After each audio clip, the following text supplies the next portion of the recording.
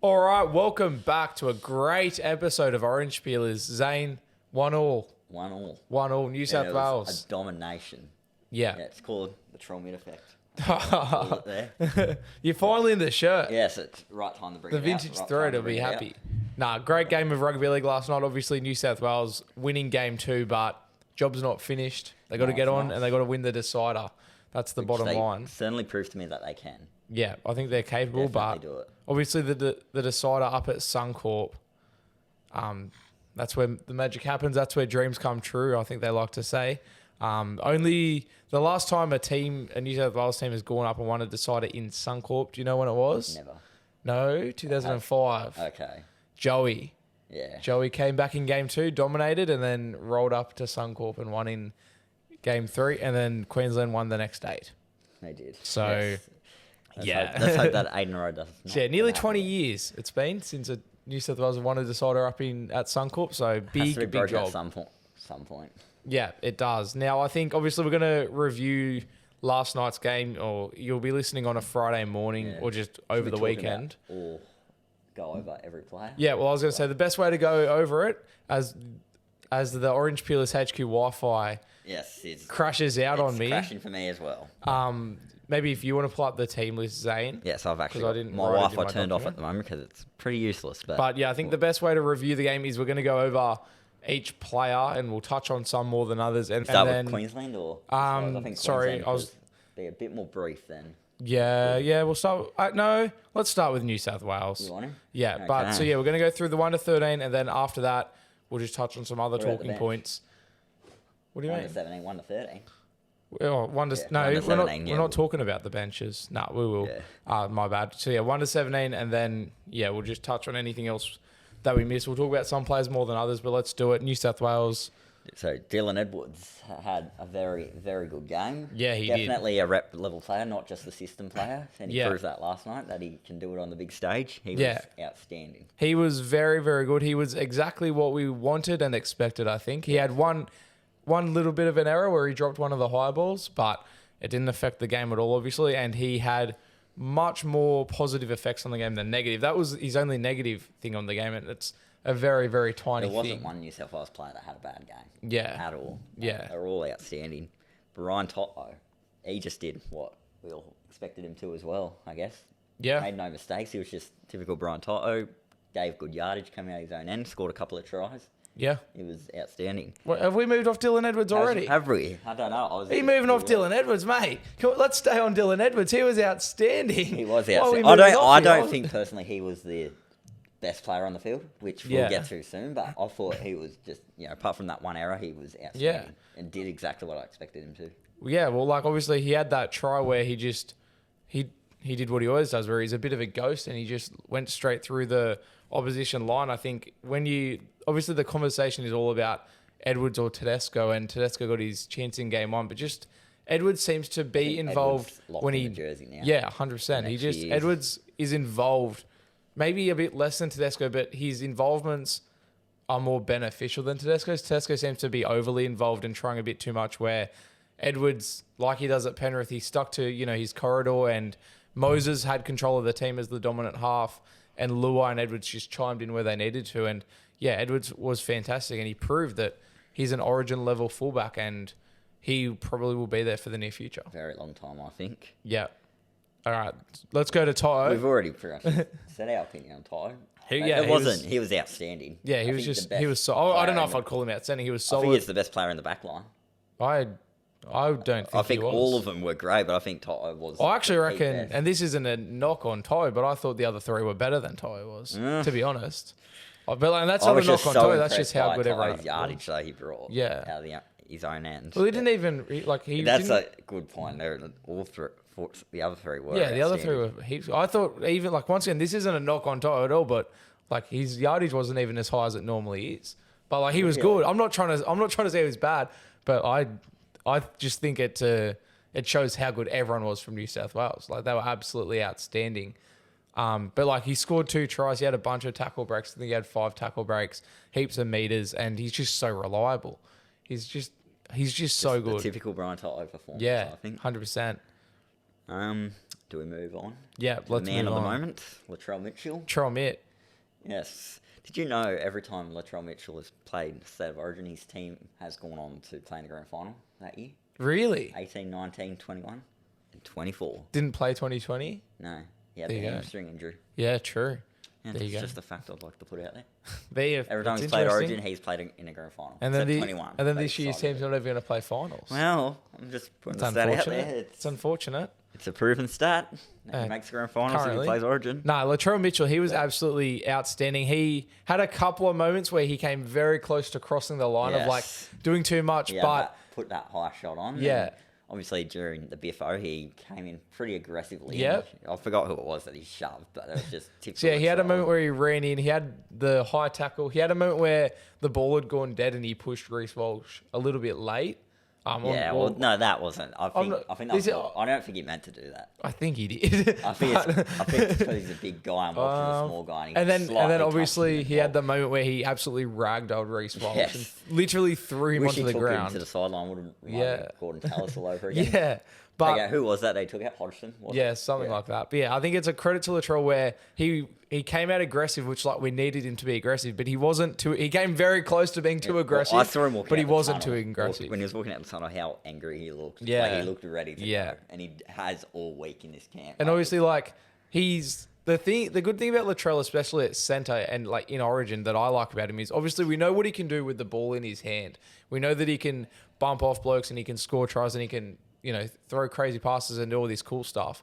But the thing I really like about Latrell as well is the fact that he has a presence on the field where he's going to draw numbers to him, and we saw it a couple of times where Brian To'o ends up open and because just Latrell being there makes people like go, oh, like I need it. They get multiple people and to that's him. why it's clever you put him and Toto on the same Yeah. side. Because they both just bump off people. Yeah. And if you're, like, who was marking them? I think it was... Holmes and Coates. Yeah. Like, Holmes is going to struggle. Like, if both of them are there, that's going to put pressure on Yeah. him. He's like, these guys are both capable of bumping me off. What do I Yeah, do here? And exactly. that's, like, why it's threatening to have both of them on that one side. Yeah, and just Latrell having like amazing. Latrell as a presence, we saw it in To'o's first try where Latrell gets the ball and he probably could have just ran it himself and carried a couple blokes over the line, but he was unselfish and he timed it. pass. But he timed it well enough where he drew everyone in and then flicked it to To'o who went in unmarked, and that's a really And that's underrated how- part of Latrell Mitchell's. I know I'm bringing Sorry, up South here, sorry, just give me a sec. Let me finish my line. It's a really underrated part of Latrell's game where he doesn't just have to bump off blokes. He doesn't have to do everything himself. He can, draw the attention to him and free up other people. And that's a really good part of his I game. completely agree with you because he does it at South as well. Yeah. And that's how we get a lot of tries from the edge, from Yeah. his assists, because wingers have the pressure to jam in whenever he has the ball Yeah. close to the edge, and then he can just Yeah. there's Johnston, put it down. Yeah, he's got a Nothing presence. else he needs to do. Just put it Exactly. down. He's got a presence on the field where, like if Latrell's there, almost need to go at him. You need bodies there because otherwise, if he's one-on-one, he's just going to bump someone off. And I must say, the try he did score, as cool as it was, I do think that was a forward pass. The Luai to first, Crichton, absolutely it was Oh forward, yeah, but Luai I'm to like, Crichton let was it go, forward, let it go. and then even Crichton to I think it was Edwards was Oh, borderline. Yeah, but the Luai to Crichton was 100%. It went from forward forward to 50-50 to. just try. let Trell have this moment, please. Don't take it back. No, Latrell was very good. I think, as I said, like the thing that I don't know if it was the thing that impressed me the most, but something that did impress me, as I've said, was just he came out very aggressive, but he never crossed the line. He came close to He crossing did, the and line, I was worried but he for him. I didn't was cross like, the line. That's when he what's ran in on important. that before, I'm like, oh, just Yeah. step back, please. Exactly. Like, as soon as it happened, I knew he was going to be there. And I think that, like the high tackle from memory got penalised. Yes, it did. But It got like, from report. it was got cleared. borderline could have been sin binned. And then there was where he knocked Reece Walsh over off the ball, could have been penalised and wasn't. And then everything he did to Reece Walsh when he ragdolled him was legal, but it was so borderline illegal where he threw him on the ground, that's play on, but then he jumped on him. It's like you could argue, and I was impressed that he never crossed the line. He walked along the line for a lot of the game, but he never crossed the line. And so hopefully he can find that balance again in game 3. And he just needs to find that balance That's in his if he game doesn't generally. get injured or suspended in the next few weeks, which I wouldn't rule out happening. Yeah, It you is never know. It is Latrell Mitchell. Yeah, So hopefully you he don't know what just could happen. chills. Maybe don't play him south. Just leave him. not happening. We need him out there. The other centre, Stephen True that. Crichton, I thought he overall had a very good game. I thought there was a couple I of thought he was moments, awesome. but And what I loved most, my favourite moment from him from the game, not even just from him, just in general, was when he grappled Cherry Evans. Yeah. I wanted to see that in State of Origin for years. Yeah, Someone yeah. gripping the Cherry Evans like that. yeah. Well, And that's it was, everyone's saying it's a high tackle. I don't It wasn't care. hght. He didn't hit his head. It was it's just a around grapple. the neck. It's illegal, but Well, it was around I don't care. It was around the neck because he's got such a long neck. It didn't hit his head. Yeah, I don't care. I love seeing Cherry Evans He- get ripped into like that, especially And in Origin. it was good as well because he was put on report for it. He didn't even get charged. He's not even fined for it. He got off. So I'm happy as a He got under Bulldogs the, fan. He even said he's getting into their head. Yeah, that's You what he see point, said. Yeah. And that's exactly what they did. To Literally watching the game, I watched it with my family. My mum was like, "What's Stephen Crichton like? What's he tapping his head for?" It's like he's in their heads.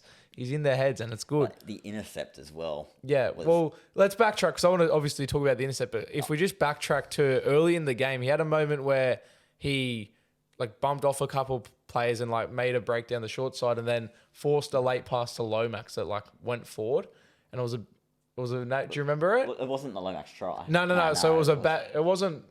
So he threw it forward and knocked it on, and it led.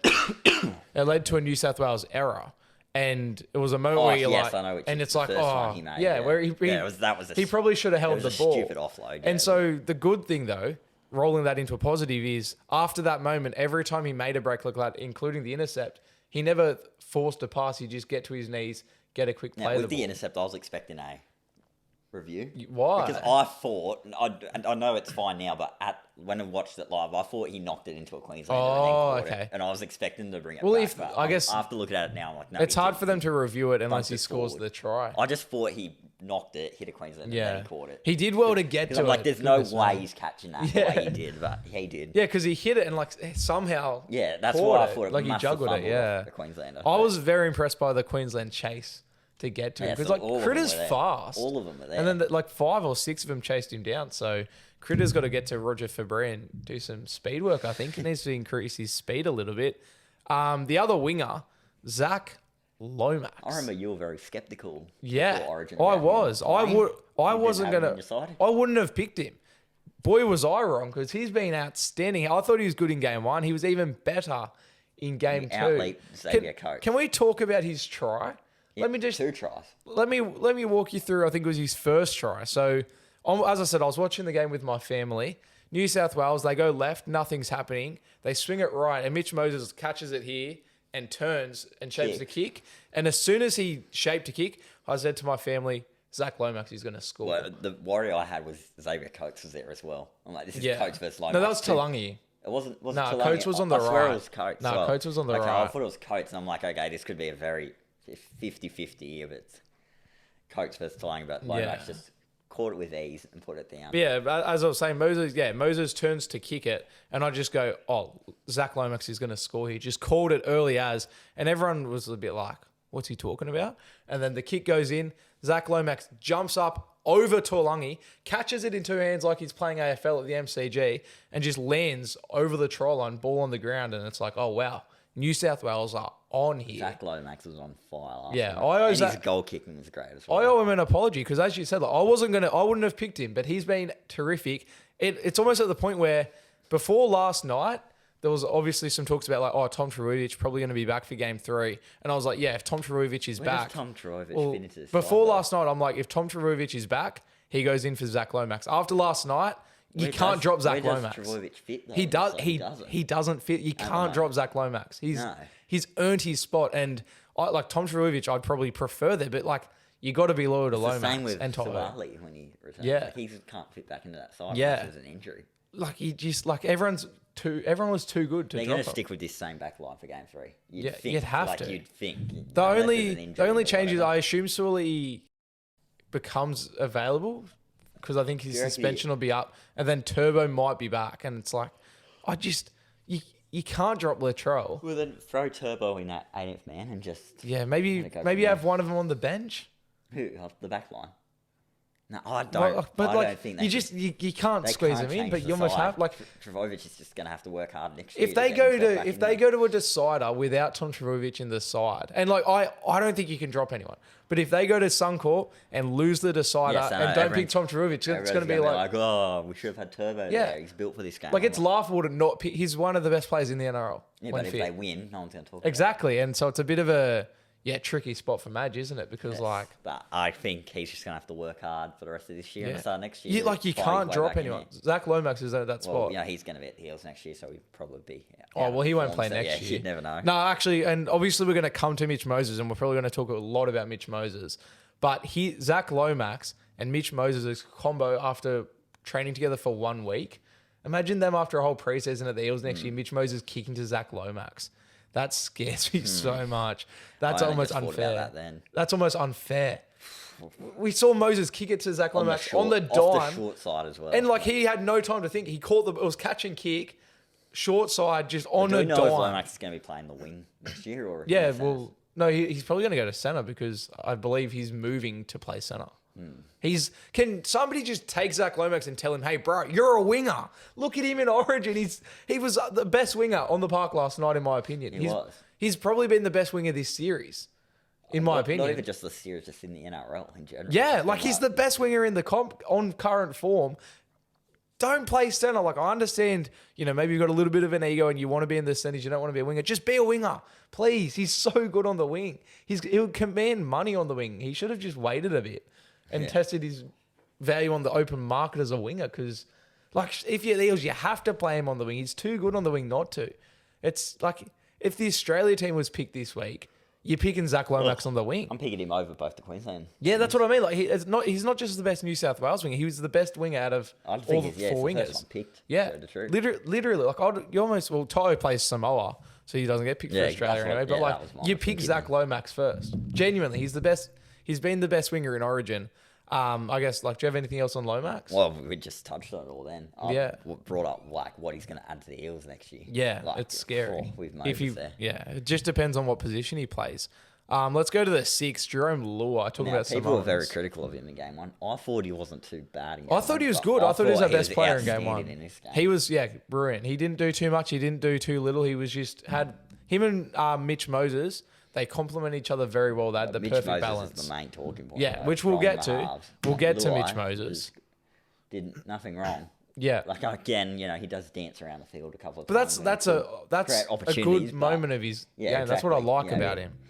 It rushes defenders up on him. Do you know how annoying that would be for the Queensland, especially the props who have less lateral speed? Like, there's nothing more annoying than just having a half just dance around you. Like, you just want to grab him and tackle him, but you can't because he just steps you. And it fatigues him. It wears him out. And then, because you're also thinking, I need to tackle him, but then also, if he passes to Latrell Mitchell on his left, we're screwed. And I think Luai having Crichton outside him, who was probably our second best player, Angus, he was outstanding, which we'll get to.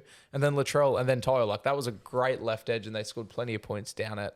And that doesn't happen without Jerome Luai. I think Jerome Luai, people need to start giving him so much more respect, especially when you look at, he played game 2 last year, had all that happen with Reece Walsh, got dropped. He wasn't injured, he wasn't suspended, he got dropped from Origin. And a lot of people were saying he should never play Origin again. Comes in this year and he's killing it. He was one of our best players in game 1, in my opinion. He was last night, once again, one of our best players, and he just complimented Mitch Moses so well. He did. He was perfect. Nothing to criticise of him. I thought even those kicks he put through. Yeah, his short kicking game was great. Yeah, for fantastic. Tayo and Latrell. Yeah. And who else scored a try like that? I don't remember. Tayo scored first half. One off a kick. I think Latrell's off a kick. No, it was off the pass. Yeah, that's right. But Luai's short kicking game, especially, but even his long kicking game, when he kicked long, he was good. But just his short kicking game is just very, very good. He's come such a long way. He's developing so many different parts of his game, and I just think he deserves a lot more respect and credit than he's currently getting this year. He's been very good. Even in Clubland this year, he's been great. At halfback especially. Very underrated as well this year. I agree. But another underrated half, Mitch Moses. You reckon he's underrated? He was heading into the game. I don't think many people would have predicted he'd play this good. He was outstanding. He was in everything. Yeah. Did not make a mistake. Defense, outstanding. Yeah. Kicking, outstanding. Just attacking. He had, like, obviously, his defense was very good, but there were two key moments defensively, and they were almost identical moments, but it happened twice where Tom Dearden got the ball and Mitch Moses just jammed on him and forced an error. Yeah, twice. he did that a few times. Twice. He did it twice to Tom Dearden, got in his face, jammed him, and forced an error. With Tom Dearden, like, we'll talk about him a bit later. But I don't think he had a very good game. And I think Moses is the reason for that. Yeah, 100%. So much pressure on him. 100%. And to be fair to Tom Dearden, which, as you said, we'll come back. Actually, we'll come back to it. But, yeah, no, Mitch Moses defensively, like, a halfback forcing one error in a game is almost unheard of. But to force two errors in the exact same, like, way was just terrific. And that wasn't even the best part of his game. His kicking game was outstanding. His organising, he had 4 try assists. 4, I know, yes. That's more try assists in one game than any half has had in the recent years in an entire series. Like, he dominated. He absolutely dominated. And, like, I think... up a question. Nathan Cleary. If Nathan Cleary, he's not meant to be back for game 3, but, like, let's say hypothetically he is. Well, you stick with the side. You can't drop Moses. No. The only way Nathan Cleary comes in is at, like, 5'8", or Moses goes to 5'8", which I just want to say at the start of the year before... But why would you do that now? Like, yeah, well, you probably don't do it now, but I was going to say at the start of the year, when, like, you talk Origin and 2 early Origin teams and whatever, I had Moses and Cleary in the halves together. So did I. But like, Luai's been so good. But, like, you're not replacing Moses. Like, I think Cleary has the year off this year. And Cleary's not available for game 3. Next year is where it's similar to Tom Trbojevic. Cleary will just have to phase his way back in there. I think next year, I don't know if I want to say probably, but I do see a world where it's Moses Cleary next year. Because, like, Cleary's out for game 3 anyway, according to NRL Physio. So it's just a hypothetical where would you drop one of them? And, like, it's Nathan Cleary. You can't leave him out. And so maybe you go... You have to. Maybe you go Moses Cleary, but, like, it's pretty unfair to drop Moses played 5'8" earlier in his career, didn't he? At the Tigers and stuff. And Cleary played 5'8" in the last 20 minutes of the grand final, technically. Because Cogger played halfback. Yeah. So, they both capable, and I think the way they play, they're very similar halfbacks where they do a lot of organising, they do a lot of kicking, and sometimes they both have really strong running games, but their running game you might not see as much. Like last night, we didn't really see Moses' running game, and because they're so organisational and they do a lot of the kicking, and so I think whichever one gets put to 5'8", their running game would then be unlocked, and either way, that's a good thing because they both have such good running games. So it'd just be a matter of who plays where. I think you could definitely make an argument that Mitch Moses is now more proven at 7 in Origin, where obviously, like, I think that performance was better than Ania Cleary's performance. The only performance I can think that comes close is Cleary in Game 2, 2022 in Perth, where it was a very similar to performance. I look back on that game. I think it's very I don't think Queensland played well at all. Yeah, in that game yeah, and that's like Guru came out and said that Moses' performance is the best performance by a New South Wales halfback since Joey in 05. Well, that's a big statement, but I guess. But, like...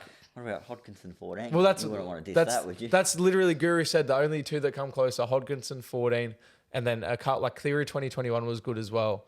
But, like, Adam Reynolds 2016. Who could forget? Nearly. Who could forget? But, yeah, like, I genuinely do think, like, Moses, just purely in the Origin arena, is more proven at 7 now. I think Cleary's the better halfback. Cleary's the better player, in my opinion. But purely in Origin... Moses, you can definitely argue, is more proven as a halfback now. And so does that mean Cleary goes to 6? I think Cleary could succeed at 6. I think he'd do. But I think it'll work both ways. So it's just, that's obviously a problem for next year, but it's a huge talking point. Shout out to Mitch Moses, who all this pressure coming into this game, he knew what was at stake. He knew that he had to pretty much have this kind of game to be in a conversation to keep that jersey if he wanted it. It was a huge point in his career where if he had anything less than a man of the match performance, he'd be lucky to be in the conversation to keep the jersey. If they lost this game, it's and so, like, to go out and have this performance when it's basically he needed this performance to even be in the conversation for the 7 jersey going forward. I think it's a massive credit to him, especially like early in his career, he was so criticized as a halfback, and he's developed Moses. Yeah. And so he's come such a long way, and he's developed really well, and he's proven like he's an Origin player. He's an Origin quality 7. Sides early in his career. When he's at the Tigers. Then he went to Para, midway through 17. Yeah. They went well. Then 18 was a disaster. But he was just also inexperienced. The hard thing about sevens and like Nico Hines is in the middle of, I guess, copying it is a big thing you need to be a good seven in Origin, especially, is you need experience. And the only way to get experience is for like time to go on, and you actually you can't just buy experience. You can't learn experience. You have to experience, and that's where Nico Hines, he's probably a couple years off being a New South Wales halfback, like an Origin level halfback, because you need experience, and you can't just rush experience. You just need to go through the years, and that's how you learn things. Do you know what I mean? Yes. Like just little things like knowing when to kick and when to pass, or just little intricacies that separate good players from bad players at the Origin level. That's where experience comes in. And Moses, a couple years ago, was where Nico Hines is now. But he's had the experience. He's played in grand finals. He's played in finals. He's got a few Origin games under his belt. He's matured as a halfback, and now we're seeing him benefit from it. So how old is Moses? He'd be late. I don't have internet things. I think he's early 30s. No. He wouldn't be 30 yet. yet. Older than that. He's been around for years. He's not 30 yet. I reckon 28, 29. Really? Yeah. He's been around for years, I swear. Yeah, he's been around. He debuted young bud at the Tigers. He'd be, I reckon, 28, 29. 29. Bang. Yeah, Thank turns you. 30 in September. Oh, there you go. So he's going on 30. Yeah. But yeah, I just think he was so good last night, and it was very nice to watch. It was like, I'm a Dogs fan, and it was good to watch him. Like the Eels halfback dominate Origin. He dominated. He did. He dominated. Do you have anything else on Mitch Moses, or shall we move to the forwards? You said it all then. Like what I've wanted to say, with this debate of Cleary and Moses next year, like it's going to be a big one. Yeah. And we're looking forward to and it. maybe the answer isn't or, maybe the answer is and. Maybe it's Cleary and Moses. Like poor Madge, he doesn't have much hair left. Like I don't know how he's going to get through this. Yeah. And through coaching the Tigers, and now this hard decision he's going to have to make at the Blues. Like, oh. Luckily, he doesn't have to worry about that till next year. He's just got to worry about the decider. Just focus at the job at hand, win us the Shield, and then we'll talk about Nathan Cleary. Let's move on. Payne Haas. I'm just going off the top of my head here. Now, Payne Haas dominated. Yeah, this was arguably his best ever Origin game. And what I love is that he's teammates with a lot of those Queenslanders. Yeah. He was riffing into him. Yeah. And laughing at him. Yeah. And I think it's probably just a bit of banter between them, but that's what I love to see. Yeah. Especially from forwards. Yeah. So, no, he was outstanding, Payne Haas. He was... All of them were outstanding. Well, I was going to say, it's hard to say he was our best forward because there's so many good forward performances. But like Payne Haas at the Origin level, I don't. You wouldn't say he's been disappointing, but he's just never taken a big step towards like being the best player on the park or the best forward on the park. He's always just like really good. He's never the best, I'd say, in my opinion. Maybe that's a bit harsh of him. But last night, like he was just running over blokes for fun. He was monstrous. That's a great word for it. He was outstanding. Like, just every time he got the ball, bang. Yeah. Bumps off one. It's taken down. No, he was very... There was literally a point where... I don't know why I remember it so clearly, but New South Wales were attacking the line, and they gave it to Payne Haas to have a settler at like around the left post to then set up for some shape. And he literally ran like too good. He made too many meters, and I was like, no, just stop. Just like a settler's meant to be, you get tackled, quick play the ball, and then play off the back of it. And his run was just too good that he got like too close to the try line. I was like, just chill, Payne, just chill. He was just outstanding, especially in that first half where New South Wales had all the momentum. He was just great through the middle. But let's go to the other prop, and then we'll swing back to the hooker, Jake Trbojevic. How long did he play this game? 30 minutes. Why? So not much more than the first Because game. every time I saw a captain talking to the referee, it was Isaiah Yeo. Or Liam Martin. Yeah. No, I think Yo was the captain when Yeo Liam was Martin. the That was when captain at Martin that got point. sin binned. So he played the first 20 and the last 10. Like, what? Okay. What's the point? Like, what? Like, it's a strange choice for captain. Yeah. That's like, was he always supposed to be the captain? I don't think so. It's just... It's It's an awkward situation because if he wasn't captain, I'd want him that makes not me in the confident to side. know that he wasn't always going to be named the Yeah. captain, and he was kind of forced into Maybe. his hands. I don't know. I like he Yo's on the bench. the as thing well, is, though, so- Jake Trbojevic's biggest strength right now is his captaincy and his leadership. That's why it's hard to say he wasn't going to be captain or he shouldn't be captain, because the only reason he's in that side and he's very good at it is his captaincy and his leadership. You see the attitude of the New South Wales side, and that reflects on the captaincy. Yeah. And so that's where it's tricky because it's like like 30 yes, minutes. he's only playing 30 minutes, but he's doing such a good job leadership wise. But it's just, if he didn't have the C next to his name, I'd probably want him out of the team. Like, what benefit is he having as a player? Like, ignore that he's captain. As a player, 30 minutes, starting and playing 30 minutes. What did you think? Like, what do you make of it? I was expecting after everything that happened last game that he'd play a lot more this game. And I'm just like, okay, 30 minutes. He was solid for the time he was on there. Like, he was a workhorse, but I'm like, oh. Like, I would have expected the captain to play more than that. Yeah, well, that's the weird thing. Like, last game, the excuse seemed to be, it's because there was a send-off and we needed lateral speed and all that. So he played less minutes, but he played it, 5 more minutes this game?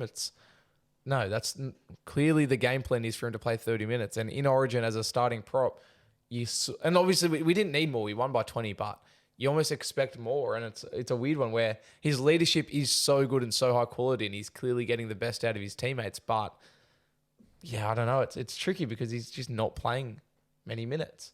Do you have anything else on Well, there's not Jake? much to say. Yeah. Like, I was just like confused. Yeah, it's confusing. Like, what are they going to do game 3? The same thing. I guess. But Reece Robson, Yeah. we'll go to. Yeah. Like, I'm not going to say he's disappointing. Like, he was not at all. Yeah, like, no. He was his passes out of dummy half Yeah. were outstanding, but he's just, out of all the players, he's probably like one. Like, defensively, he was great. Like, Just try and move your mic a bit closer to your mouth. He's one of our best defenders, but, yeah, it's just a bit. I think he was probably the most forgettable out of all the players out there. And that's harsh saying that because I thought all of them, like, he did his part. Yeah. Like, defensively, Well, that's he was what great. I was going to say, though, that like that's almost a compliment to his game because that means he did his job very good because in a team with People such a didn't notice. dominant halfback, the hooker's job And is then just he to get did them good go ball. off 50 minutes to Yeah. go for Connor Watson came on. And he looked buggered when he walked off that Yeah. field as well. Yeah. And it's just like sometimes the hooker's job isn't like we're so used to the modern game where the hooker just is running always and you have the two hookers. And so it's like, for example, Queensland, Ben Hunt will be on and he'll just be running for 20 minutes. And then Harry Grant will come on and he'll run and run and run. And we get used to this hooker that just runs. But sometimes that's not what you need. Sometimes you need just a hooker that can pass and give service and maybe have a run here or there and tackle. And Mitch Moses is a good example of the way he plays. He needs that hooker. Look at Parramatta. They were doing so much better with Reid Marnie at hooker because Reid Marnie was just a service 9 that just gave Mitch Moses good ball. And then he sort of moved on and they got Lussick in, they got Brendan Hands in who run a bit more and the Eels just aren't as good. And so the way Mitch Moses plays where he's so organizational and it's his team. He tells you what to do. He organizes it all. It's his team. He's the leader of the ship. He's the captain of the ship. Sometimes the 9 just needs to give him the ball and do what he says and just make your tackles. And that's what Robson did. And I think the fact that you didn't notice him is I did notice him. I'm not, Like, and I'm not, yeah. But it's not a knock on Reece all Robson. the players in that forwards, I'm just like, yeah, okay. His job is to not be noticed. And there's another one we'll talk about as well, who's pretty similar. But yeah, like I just think The Reece Lock. Robson did his job because you're not meant to be noticed. If you're giving out good service and you're making your tackles, that means you're not being noticed because the only way you get noticed in that role is if you're dropping the ball, He made the if most you're running tackles too for much, New or if South you're Wales missing in this tackles. game. Yeah, exactly. So no, I thought Reece Robson just did his job terrifically, and there's no reason for him to be out of the side in game 3. He keeps his spot for sure. He was very good. Next again. up is The back row is Angus Liam Crichton. Martin Oh, let's do Liam first. Martin first. The first try scorer, so we'll Yes. talk about him first. What did you also make the of him? first sin bin for pushing someone on the head. Yeah, which I and- thought was ridiculous, but He could have been Party sin Cooper, binned so- a bit earlier too, with that spear tackle that was identical to Roger Tuivasa-Sheck's Yeah, well, on the weekend. you know, but yeah, Klein's just party pooper, so I had to ruin it for everyone. But Sin bin for rubbing a head. yeah, You ever heard of that? Yes. You ever seen that? Totola did Really? on Sin Bin Sunday. Yeah. Well, that makes sense on Yes, sin he bin Sunday pushed because players, and Radley came running. the in. reason it was a sin bin is And who was because ref in that game? Ashley Klein. well, Klein had just told Yes. the captains if anyone runs in again. The captains tried to stop it. I know, and like everyone ran in. Martin made the point. Realistically, he should have sin binned every single player because everyone ran in, but he Martin just made- picked one from each team. It was dumbass. Martin made the point that they were celebrating like they weren't. Yeah. They didn't start it. Yeah. Queensland started it, which I sort of believe. They were but, celebrating a big hit. Yeah. They just put off a huge hit, and so Liam Martin just rubbed him on the head. That happens all the time. All the and I time. hate that it happens, but in Origin I couldn't care. It's Origin. We're not sin binning blokes for rubbing heads in Origin after a big hit. Fair enough if it was like. Didn't Jonathan Thurston slap Josh Reynolds once? Yeah, Or was or it like- the other way around? I think somebody something like I think Reynolds rubbed Thurston's head into the ground. No, other way around. Thurston rubbed Reynolds' head Yeah, into the then Reynolds got ground. up and slapped him. Yeah. Yeah, that's... Because, yeah, they always say that Josh Reynolds was the first ever person to, like, break Jonathan Thurston. There's an iconic image of, Reynolds on the ground, like, laughing because he knows, like, he's got into Jonathan Thurston's head. And, like, nobody had ever done that. So, yeah, but it's just, like, it's Origin. We watched Liam Martin literally spear tackle a bloke and drop him on his head. It was put on report and penalised. And then, 40 minutes later, he rubbed somebody's head after a massive hit. And now that's a sin bin. I thought Liam Martin was really good, though, at the end. Yeah, no, he was. He was outstanding. He was so good in game one as well. I think I feel like he gets criticised a bit and people... No, I don't ever hear I see criticism of him where people just don't... They're like, well, he doesn't do anything. He's so overrated. He's just such a quality, consistent player. That's what I love about him. He's so consistent. You know what you're going to get. And he just turns up. He snaps blokes. His defence has been so good in Origin this year. Just like putting on big hits and just the energy he's brought as well. And as I said, like he scored the first try. I thought he was outstanding. What did you think? I thought he was outstanding, but he wasn't as good as his other edge back row, which we'll get to in a sec. But yeah, he did his job because I remember this time last year, he was on the bench. People were so critical of it. Like, why is he on the bench? Why is he not starting? And it was like, who was it? Tyson Frizzell or something? Yeah, probably. It was something strange like that. But no, he's a starting Origin player. Yeah. And no one can tell me different. Yeah, no, he's very good.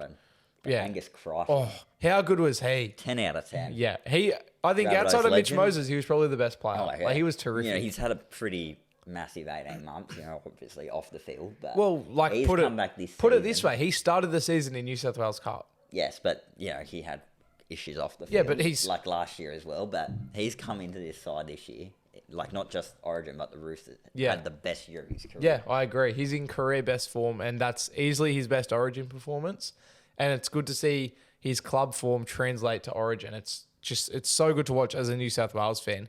He was just outstanding. And, like, on that left edge with Latrell Mitchell and Brian To'o, and, like, Luai had a good game. It's hard to stand out with, quality players around you, but, like, he did stand out. He was so good defensively. He was good with the ball. He made heaps of meters. Broke tackles. I think he ran for, if you want to check it for me, okay, it's saying Ivan, so I'll try and check it, but he ran for heaps of meters. Did he score a try? No, he didn't. He deserved a try. Martin got the try. So he deserved a try though. But yeah, no. Angus Crichton was just destructive. Edwards into the lateral. Yeah, try. That's right. Yeah, with the forward pass. The forward pass. Angus's was borderline forward. The pass was thrown was to Angus that was forward. Angus, which was 100% forward. So forward. 100%. But no, Angus Crichton. I was ready for him to call it back. I can't believe they didn't call it back. I was so ready forward. for it. I'm like, you can't take this off Trell though, can you? No, you got to give... They you know that they love to help Latrell out, Zane. No. You're a South fan. fan. They're pretty against him. I'm sorry, I'm just pulling up Angus Crichton's stats. Here we go. It's annoying that it doesn't, like, scroll down. Where are we at? All runs. We got this column. 174 meters. So he made the most meters outside of Payne Haas and out of all the forwards. Ooh. Out of just everyone in the team, he ran for the second most. 82? Yeah. Wow, okay. I could made a bit more than that. Yeah, no, Angus Crichton was just destructive, I think is the best way I'd put. Like, he's got 74 post-contact meters. The most out of anyone on New South Wales. He got more post-contact meters than Brian To'o. And that stat only exists because Brian To'o exists. That wasn't a stat before Brian To'o was around. What, post-contact? Yeah, no way. Nobody was counting that until Brian To'o was dragging blokes, off the back fence, and everyone was like, hang on, we should count that as a stat. And Angus Crichton did more than Brian. So, no, Angus Crichton was absolutely terrific. It's always good when a player in Origin does what you expect, because obviously you have high standards in Origin, but like when a player does more than you expect them to do, that's when it's really exciting, and that's what a lot of players did last night. Cameron Murray, Zane, obviously South boy. He's in a very similar position to Reece Robson, where I kind of forgot he was out there, but at the same time, like get those stats up again. I think he made the most tackles. Oops, I'm now watching the highlights by accident. All right, give me 1 sec. I believe Murray had the most tackles for the Blues. I think in the first half he definitely did. Tackles. Where are the tackles? Tackles made. Cameron Murray had 33, and yeah, he had the most by easily. In the first half. Liam Martin had 30 and Payne Haas had 31, but that's the closest. What did Robson have? Robson finished with 26, but didn't miss a tackle. Yeah. But and Murray, then Murray missed just one who's just always so consistent. You don't notice that he's playing so good sometimes. Yeah. Like, he did his job. He was very good last night. Like, he's the lock. Yeah. He's the New South Wales lock going forward. Yeah, don't change it. He should have been 2 years ago. Yeah, 3 you're years ago. Over Yeah. Isaiah Yo. We all know how I feel, even though I don't think he had a terrible game last night. No, he was good. But Yo didn't come on as a lock. That's the thing. He wasn't a lock. He was a front rower. And that's what Isaiah Yo should be in Origin. He should be a front rower in Origin and a lock at club level. Like, but Murray overall, like, I kind of think, like, he didn't do anything, like, spectacular. Like, no tries, but defensively, he was a monster, as always. He did his job. Like, it's not a lock's job to go out and score 8 tries. That's not his job. It's his job to make your tackles, free up the halves with a little bit of ball playing, but otherwise just truck that nut, get quick play the balls, and just help out the boys. And he's played the, like, it literally tells you average play the ball speed. Cameron Murray, 3.7 seconds. Like, you can't ask for much more. He was very good. Do you have anything else on Cameron Murray, or shall we move to the bench? Not really. Like, I was trying to, like, think of anything, like, if he made, like, line break assist, but no, not really. He kind of just got the ball dummy off, shuffled it to Moses or Lua, and just... Let's sort of do the bench as a whole. So Watson, Yo, Olaquad, and Lenu. When he came on. Yeah. Yo was just solid down the middle. Captained most of the game. So yeah, and as we said, like, Yo, just play him in the middle. That's all he has to do. I don't want to be harsh. I don't remember him doing much. Yeah, he didn't do too much. He only played 18 minutes, so that's not really his fault. Was great. Yeah, and I love seeing Lenu and Origin rip into him. Yeah, came on not as impact. Good as game one, but I thought he was. Yeah. Well, when Payne Arce was playing as good as he did, Lenu was almost. I remember when Payne Arce came on, Lenu went on. It was almost like, oh, like, this is how the game is right now, and Lenu's only coming on now. Like, this is almost unfair. But yeah, I was happy with it. Shall we move on to Queensland? Yeah. Anyway, Queensland. I actually reckon we rapid fire this. Walsh, shit. Coates, shit. Valentine language. We don't swear on Orange Peelers. Valentine Holmes, very crap. Let's go back. Hammer. Actually, not too bad. Let's chill. Reece Walsh. Crap. Reece Walsh. He had a shocker. He wasn't great. He was destroyed. I think that it's almost fair. I'm not even almost. I'm going to stick by this. I think it's fair to say he may have come back too early from his concussion. I think obviously this was his first game back. He didn't get a game under his belt. Exactly. This was his first game back, and he seemed to be lacking a bit of confidence and just he just had some bad moments, especially defensively. But even in attack, like, there was some times where he was trying too hard and he was shut down big time, and just. Like, I think coming into the game, he probably had a little bit of confidence missing just because of what happened last game. Obviously, naturally, if you get your head taken off, you're going to be a bit scared. I would have been scared. But then to have the game play out like it did, where he was targeted and he kept getting smashed. But just little moments, like there was a moment where a kick went into the in-goals and he grabbed it and he didn't get out of the in-goal area. And it's like, well, you know, good news that there was defense or whatever, but that's just like Reece Walsh would normally get out. Well, I think because he saw the mighty Trell Mitt in front of him, he was too probably scared to run out. But and this sort of goes for Queensland as a whole, not just Reece Walsh, but I think in a game 2 where you know that you've got Suncorp game 3 if you need it, because you've got a 1-0 lead, like Queensland had a 1-0 lead. I feel like in little moments, you're going to have less effort than New South Wales. And I think the story of Queensland was it's hard to say. Maybe it was either Queensland didn't run as hard or tackle as hard or try as hard as New South Wales, or maybe New South Wales just tried harder and tackled harder and ran harder. I'm hoping it's the second one. Yeah, but I just think Queensland were out enthused and just they didn't want it as much. And like, fair enough, like in the back of your mind, it is going to be there that you've got a second chance at Suncorp, which is almost impossible to win. New South Wales haven't won in that situation in 20 years, but like they were out enthused. They went down 34-0 in the first half. And I think Reece Walsh's performance sort of reflects that almost mentality of, you know, the tiny little things, the effort, it wasn't as much effort put into them as New South Wales because you're not as desperate. And yeah, I think Reece Walsh, and he'd probably agree, didn't have his best game. Anything else on Reece Walsh? Well, no, not good. Yeah. Not good. Not good? I could use other words, but... we already did use other words. Xavier Coates. Yeah, all of these Queenslanders, I'm just like sort of brief about him. I'm like, he just wasn't at his best in this game. Yeah. Is that all we got? Yeah. Valentine Holmes had a shocker. Yeah, defensively. defensively it was a nightmare And for I'd be him. surprised if he keeps his You spot almost in game put 3. Gagai in. You'd have to. Yeah. That's what I was thinking last Yeah. night. And Gagai I was almost has to skeptical go in. before the series about Well, Valentine. I originally had Gagai over Holmes at the start. He was not good in this game at all. Yeah. Defensively. And just also keep in mind if you're watching this and for some reason you're a Queensland watching this, we do both go for New South Wales. So obviously we're going to talk about Queensland less. And also just because like New South Wales won the game, Queensland lost, and Queensland they weren't that good. Like there's not heaps to talk about, but continues. Like let's go to Hammer, I guess. I don't think he was too bad. He did get injured early. Yeah, on, he had but I that think shoulder he was injury. Terrible in this game. I don't think he should have come back. Well, I think yes. Like he didn't come back onto the field until it was 34-0. Is it worth risking him at that stage? No. Like, and he was needled at half They time. want to believe in a fight back, and yeah. he's definitely a guy who can score 3 tries Yeah. out of nowhere. But like, They had to needle him, and he had an AC joint injury. Just save him for game 3. I think it's like I understand why he came back. You don't want to concede, like you don't want to wave the white flag, but yeah, just sometimes you got to weigh up your options, and maybe it would have been better to just leave him off.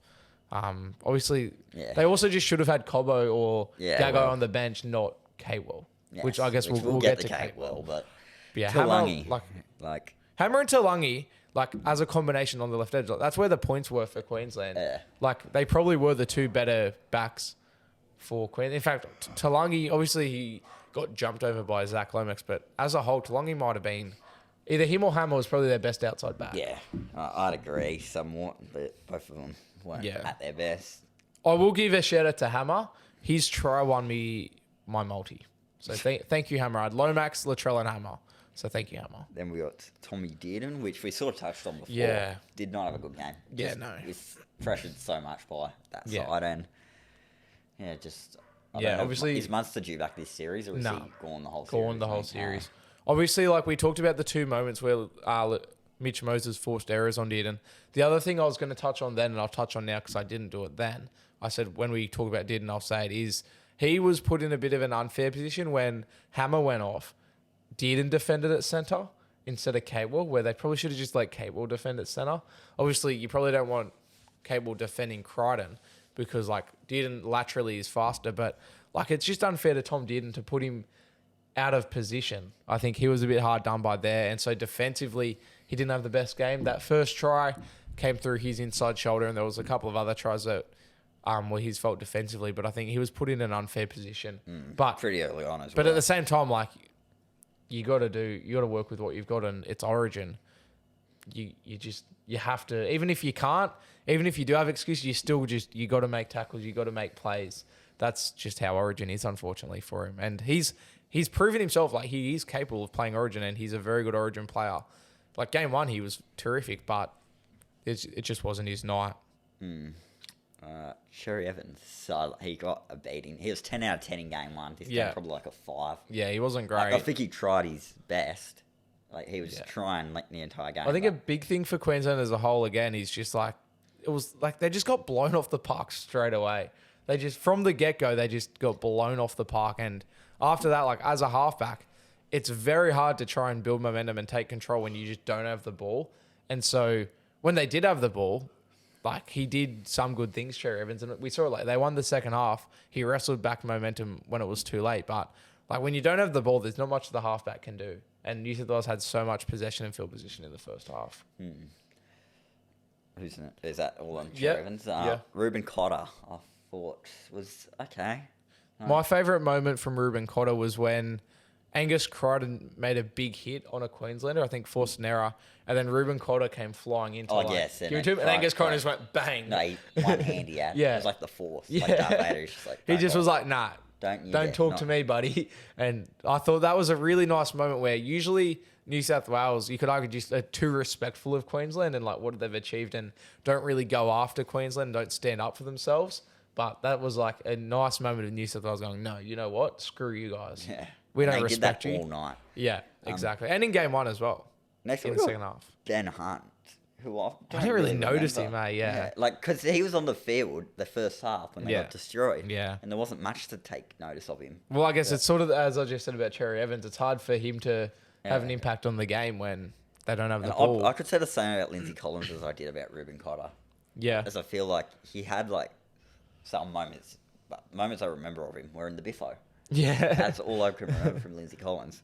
Yeah. Because he took some good hit-ups, or especially defending, like he dragged the Blues back sometimes, but he got dragged back a lot as well. Yeah. Some of those Blues forwards. I don't have much to say about the props. I don't have much to say about Queensland as a whole. Silla. Oh, he had not a great night. No, he didn't. I wouldn't be picking him in game 3. Well, Dave to put it Peters, harshly, yeah. Very patiently waiting there. He's had 5 errors in 2 games. I think I heard on one of the. I've listened to a couple of podcasts today, but on one of the podcasts they said, Sua 5 errors in 2 Origin games, and like usually 1 error is too many. I in don't an Origin know. game. Like, I thought he's been okay for the Dragons this year. I don't think He's been exceptional.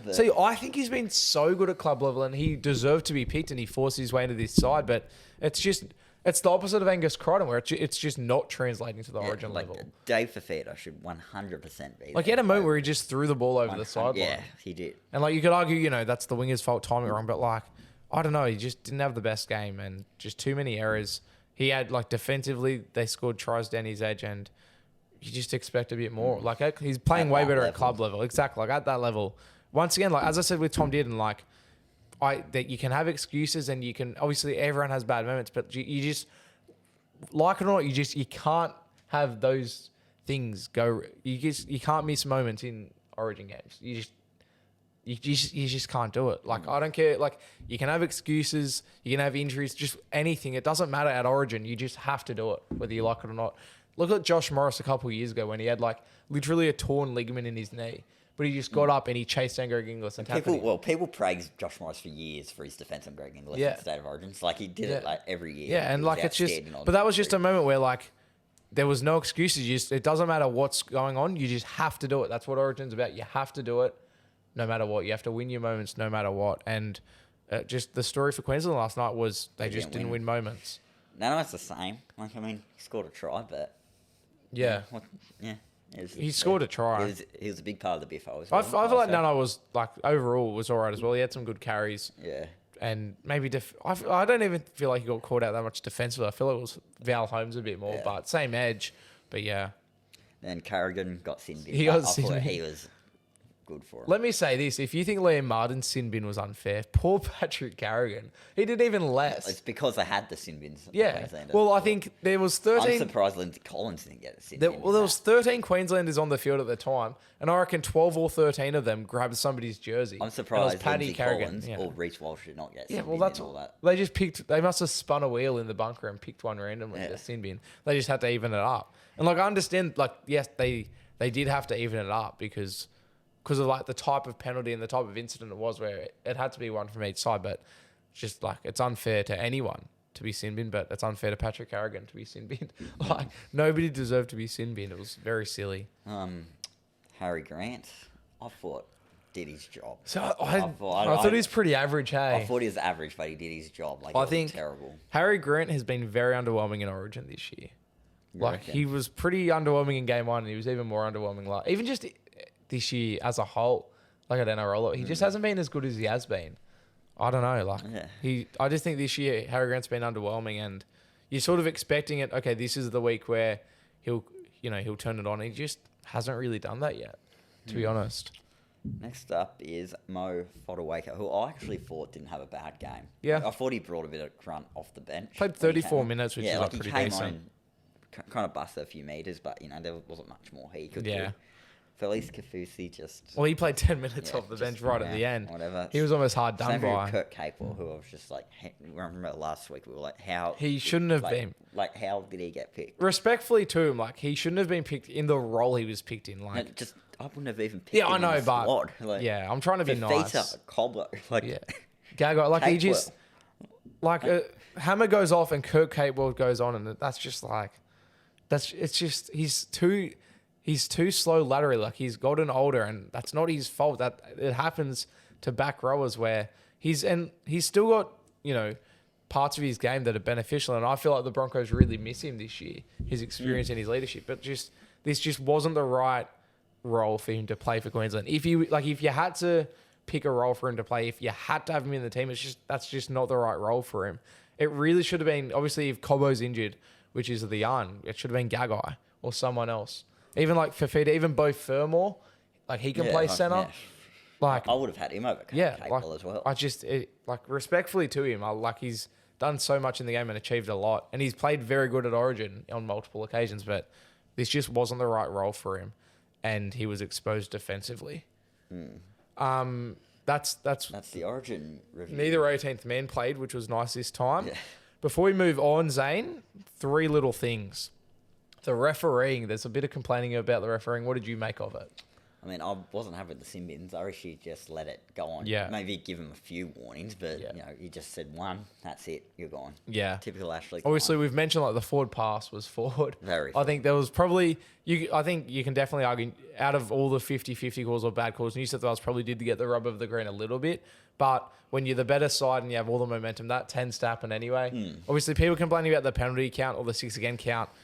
People need to realise that's not meant to be even. Like the whole point of rugby league and sport really is there's a better team, and obviously one team's going to have or give away more penalties than the other. That's rugby league, Zane. That's the whole point of the game is one team's not as good as the other. But let's talk changes. Is there any change? We sort of touched on it a little bit, but is there any changes you'd make New South Wales? No, but for Queensland. And obviously we talked about Cleary. He's apparently not available. This year, Yeah, he's not available. And then Tom Trbojevic is really the only other one where we've already talked about. You can't. It's hard to fit him in. But yeah, Queensland. What would you change? I'd take Holmes out. I'd put Gagai in. Yeah. Then I'd take Sewer out, and I'd put Fafita in. Mm-hmm. And then Kurt Capewell can go. Yep. And then Ivor, Bo Fermor. Yep. Cobbo. Yeah. I'd have Cobbo. Well, the other change I'd make is Talangi comes out, and then Cobbo goes in there. I don't think Talangi I don't think they should do that this year. But I'd definitely consider swapping Gagai and Holmes. And then, I'd drop Capewell and you probably go Cobbo, maybe Fermor on the bench. Keep Sewer. Oh. Or do you do Sewer? No, I'd do Sewer and Fafita. Both of them. Oh, I'd swap. Yeah. And I don't think Slater's going to bring in Fafita, but I think that's what I'd do. I'd bring in Fafita instead of Jaden Sewer, unfortunately. But that's Origin, baby. I think we're around an hour now, so good, honest rugby league Origin chat. Before we started, I said to you, how long do you reckon? I think you said, 20 minutes for Origin. I said, maybe the podcast will be an hour as a whole. No, that's Origin. We're not going to talk about the round 16 games. We're going to review our little segments for round 16, but we're not going to talk about the games. But Zane, just quickly, South Sydney got the chocolates. They did. Pretty scrappy, boring.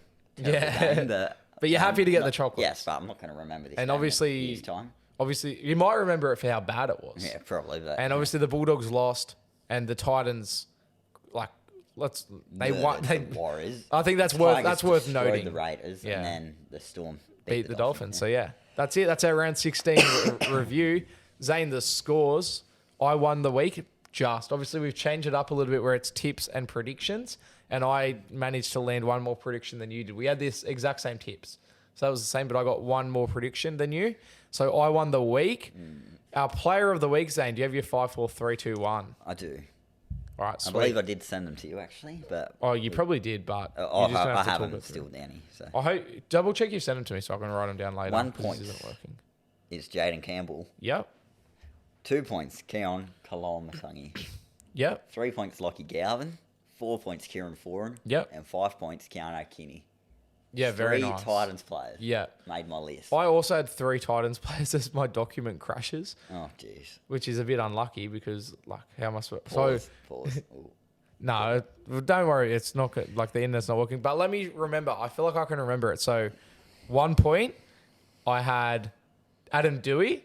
I had Dewey at 1 point. Because just purely, he scored the try, that intercept try that, obviously they were winning by his, but it, won them the game in the sense that it stopped the Raiders. And he'd just come back from his 3rd ACL reconstruction after 14 months.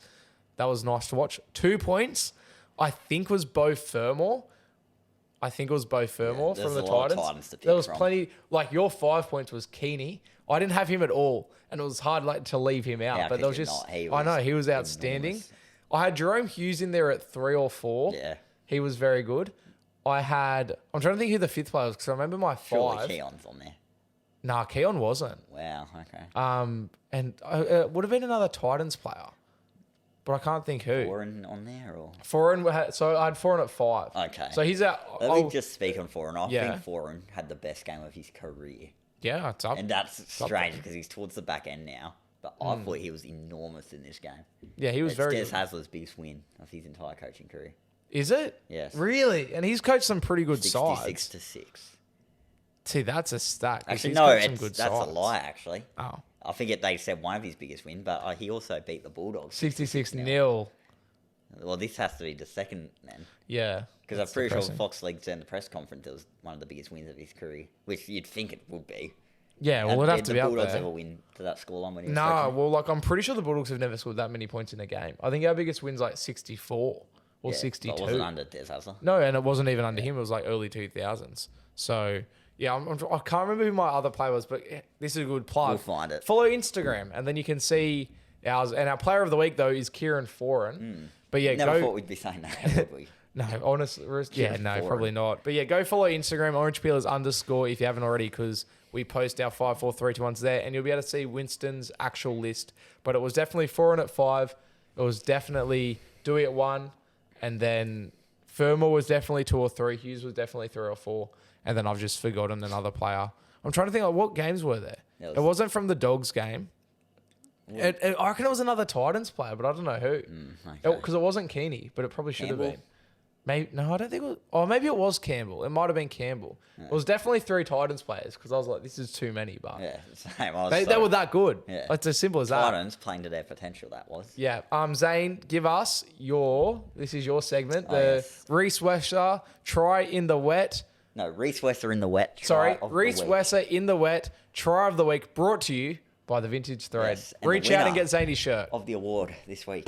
Does this include Origin or is it just round It's 16? just round 16. Oh, because unfortunately. The winner is Adam Dewey. On Yes! return, Good running call. down the line. Yeah. Breaking. I think it was the assist he got, pass back on the inside, Yeah. run through and score. He has to get Yes. the award, but there was a lot of tries from the Titans that I could have chosen here because they scored like a million of them. But Yeah. a lot of them were pretty soft tries, so I was like, I better not. The Storm Dolphins game had a lot of good tries. Yeah. South Manly had like no tries. But On the spot, can you give us an Origin one as well? Reece Wesser in the wet Origin try of the week? Origin try. Oh, it's got to be Lomax first try. Yeah. Has Yeah, to be good that call. All right, Zane, round 17 predictions brought to you by... Oh, no, It's not the Vintage Thread. Yeah, I was going to say that. It's We've already done them. TBC Live. That's it. TBC Live. Which I was actually on Thursday. The Friday best. night. Yep, we're on the Dolphins Storm game. Yes, making and some I predictions. actually, as they were feeding the scrum, predicted Trey Fuller to score, and what happened seconds later? Gets the ball off the scrum and scores. There you go. Like, was I cheating there? Like, was I? I don't know. Like, it was Yeah, unbelievable. maybe yours was ahead of everyone. Is that what you're trying to tell me? Well, yeah, I don't know, but Yeah, so let's start with Dogs. Dogs Sharks. You got to give the tip and you got to give a prediction. I'm going the Sharks to win Why? That's rude. because I just feel like they're going to win. This. No, that's valid. I think Sharks Dogs can certainly win, but I'm going the Sharks to win. and a prediction. And I'm going Nico Hines to give Tom Hazelton a line break. Yeah, okay. I But like He that. doesn't get tackled. He breaks the line and goes on a bit of a run, then gets tackled. which you'd Nico to expect. give the Shine a line break. Yes. All right, I'm going to go the Dogs because I'm a Dogs fan, but it's going to be tough because like we haven't lost at home all year and the Sharks are very Got to inconsistent. lose at some point though at home. Yeah, you'd think, hey, Yeah. but I don't. I've got a feeling like I think this is a winnable. It's winnable. I'm not saying like guaranteed put your house. Well, I'm going to tell everyone to put their house on it tomorrow, but yeah, I don't know. I feel like it is a winnable game. Make sure as well, actually, if you want 10%, if you're watching this before the game, head to the description. You can get 10% off tickets to this game. But I'm going to go Doggies and I'm going to go Matt Burden to kick for over 500 meters. Wow. Over half a kilometer. Wow. Birdo, okay. 500 meter kicked. All right. Warriors Dolphins to start Broncos. Super Saturday. Sorry. Warriors. I literally read it and read it Both wrong. these sides are well out of form. Like Broncos 3 straight losses. They're coming off a bye. I think they win this game over there. Yeah. I think Warriors are just whole at the moment. But if the Warriors come out and put on a blinder, I would not be surprised. Yeah. But I think So you're gonna go they've Broncos? lost 3 in a row. They've got to win here. Yeah. I don't know if they're going to play their players, but yeah, I'm going Broncos to win, and I'm going as my prediction. Oh, what should I go? I don't know. It's hard, on the spot. That's You a. start thinking of them ahead of time. Let's say that I don't know. Someone's rubbish flies on the field and interferes with the play. You reckon From the rubbish flies onto the field and interferes with the play? Yes. reminds me of Jerome Luai and his boot last night. Oh, how did we not talk about that? I feel for him because under pressure with so many people out saying, watch him try to Yeah. get that boot on. Like, I know how he feels when Yeah. everyone's waiting for you. Tape your boots on. You should have taped them on. That's what I did as a kid. You used to have to tape the boots on so they wouldn't come off. Warriors Broncos. I'm going to go Warriors in New Zealand. I'm going back to my rule of never tipping against them in New Zealand. Yeah. So that's because Broncos are a bit out of form, and I think they'll rest some players. Who Bronco? I guess that's It's weird because like I think Broncos will win, but my rule is meant to be don't tip against Warriors in New Zealand, and I can see Warriors winning. My prediction: somebody to streak. Okay, pretty common in New Zealand. Exactly. And we had it on the weekend in the Roosters Bulldogs game. Ice Spice ran onto the field. Too, yeah. Shout out to Ice Spice. Dropped her phone, and the phone interfered with play. So technically, that's rubbish interfering with play. Shout out to Ice Spice up in Gosford. Eels, Knights, or I should say Knights, Eels. It's in Newcastle. I'm going the Eels. I think they're due for a win, but this is more a want because I want the Knights to continue losing for Rabbitoh State. So the Rabbitohs can jump them. Eels can win, and I think every single winger will score a try. All four wingers. Both sides, yes. Far out. That's a prediction. I'm going to go Eels as well, and I'm simply going to go Mitch Moses to back up. No, okay. That's a nice, easy prediction. Storm Raiders in Melbourne. The Raiders, the wheels have fallen off recently. Yeah. And I think that's the effect of Jamal Fogarty being there. And I said early in the year, I feel like the Raiders are just going to fade as the year goes on. And that seems to be what's happening here.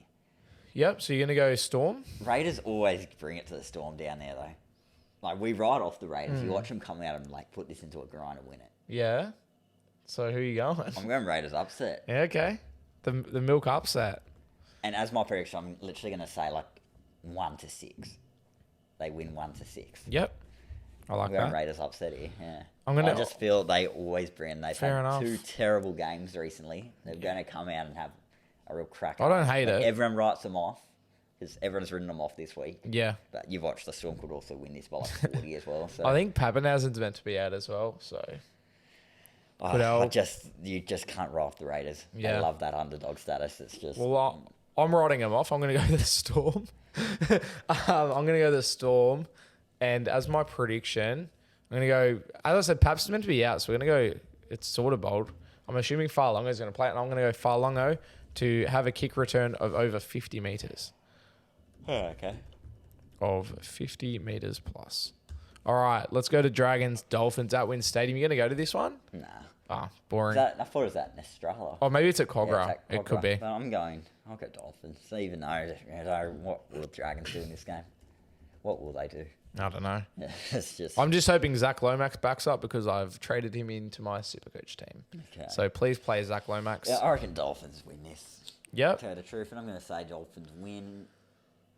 I'm going to say in the press conference, Wayne Bennett says pretty good. Bennett says pretty good in press conference. Yes, you keep an eye on that. Oh, yeah. Well, How was that, Wayne? Pretty good? this is... Yeah, something like that. So. You got to watch the press conference and report back to us next week. How was that, Wayne? Pretty good.